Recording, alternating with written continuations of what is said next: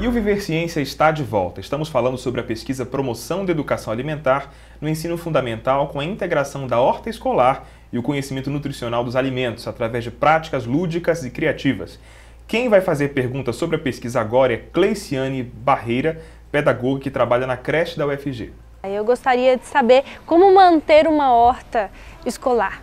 Toda escola, por definição própria da lei, tem que existir um espaço lúdico para a manutenção de uma horta.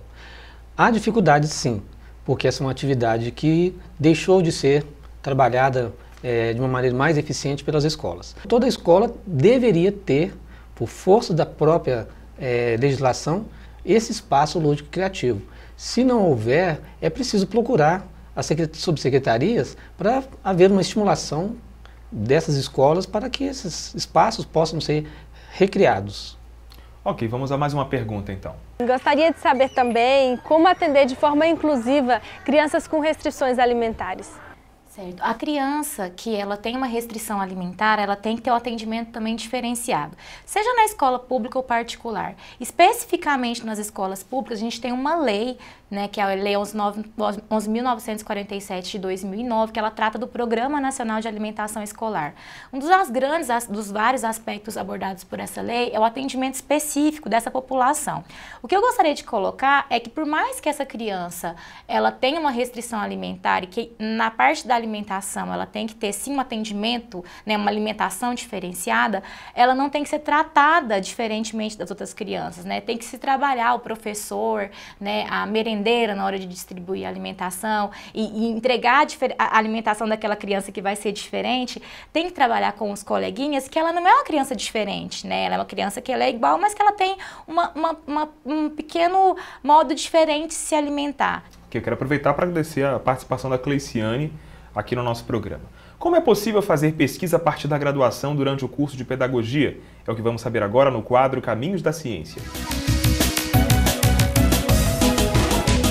Nós temos a modalidade de mestrado, doutorado e pós-doutoramento. Nós temos uma linha que chama-se Educação, Trabalho e Movimentos Sociais, isto é, pesquisa e estuda a relação que existe entre a educação e as transformações no mundo do trabalho, bem como a emergência da sociedade civil, das organizações sociais em torno da democratização, da educação, das mudanças no mundo do trabalho e assim por diante.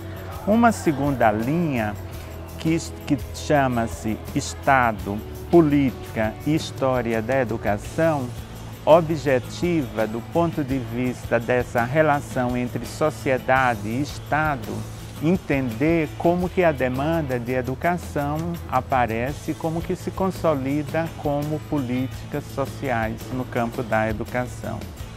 Uma terceira linha de pesquisa trata da cultura e os processos educacionais, mais voltado para o entendimento da cultura, as transformações no mundo cultural, essas modalidades.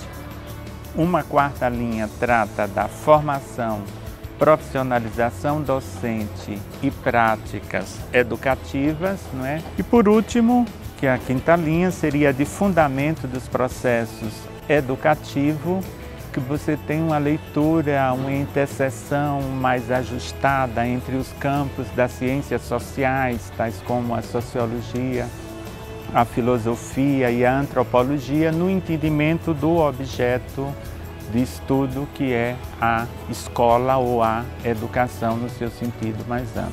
Para o mestrado, é necessário que ele tenha concluído a sua graduação, né, e tem que ser graduação plena, dentro de uma linha no campo da área de humana. Não tem especificidade, mas o interessante seria isso na área de humana. Um pré-projeto de pesquisa, né, e uma documentação que é exigida por o edital no momento da inscrição. A seleção para o mestrado acontece no primeiro semestre de cada ano, com ingresso no início do ano seguinte, e o doutorado sempre realiza, né, no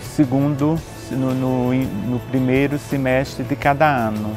É necessário também ter concluído o mestrado e ter um projeto de pesquisa e seguir aquilo que é exigido pelo processo no edital, no processo seletivo. Bem, agora a gente vai abrir um espaço para considerações, para que vocês possam ficar à vontade, né? Conversar então com quem está em casa agora, que achou interessante o assunto, para de repente colaborar com uma informação a mais, professor. Bem, a universidade ela tem um papel de auxiliar e apoiar as escolas nessas questões. Há grupos organizados nas universidades que podem atender a determinado tipo de demanda, como, por exemplo, essa questão nutricional, né? Esse conjunto de atividades, eles podem chegar à escola, como, por exemplo, esse projeto onde a gente pode ir nas escolas, apoiar os professores, os nutricionistas das escolas, em fazer esse trabalho de reorientação alimentar, através de oferecer um ciclo de palestras, às vezes envolvendo os alunos de graduação, né? Mas também oferecendo a possibilidade do professor utilizar os equipamentos para fazer atividades lúdicas com seus alunos, com a degustação de uma melhor qualidade. Digo melhor qualidade, não em questão ao material alimentar, mas a liberdade da criança em compor a sua forma de alimentação. Agora você, Simone, fique à vontade. Eu acho que, assim, que é bem importante essa questão da universidade estar, assim, ser inserida nesses espaços, né? Quando a gente pensa nessas atividades educativas, né, que a gente fala de educação alimentar e nutricional, tem sido muito crescente a preocupação com isso, né? Quando a gente começa a olhar, resgatar nos últimos anos as principais políticas públicas brasileiras no âmbito da promoção da alimentação saudável, a educação alimentar e nutricional, ela vem como uma importante estratégia, se não uma das que mais tem sido mesmo abordadas nos documentos, né?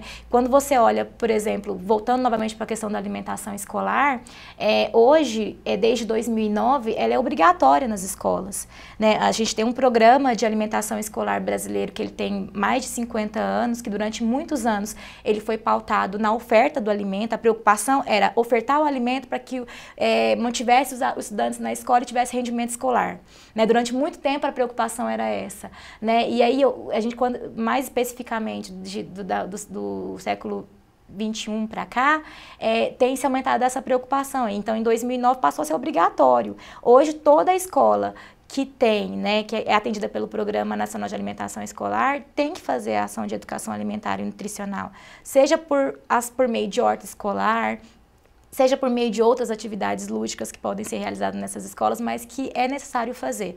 Porém, como é um processo ainda novo, tem-se muitas dificuldades, né? E eu acho que é importante o papel da universidade nesse sentido de disseminar essas informações, de levar, de possibilitar, né, que essas escolas tenham acesso a isso e comecem a implementar, né, o que está na lei, que ainda está caminhando para ser implementado. Então, acho que é bem importante o papel da universidade nesse sentido. Ok, muito obrigado pela sua participação, por ter aceitado o nosso convite.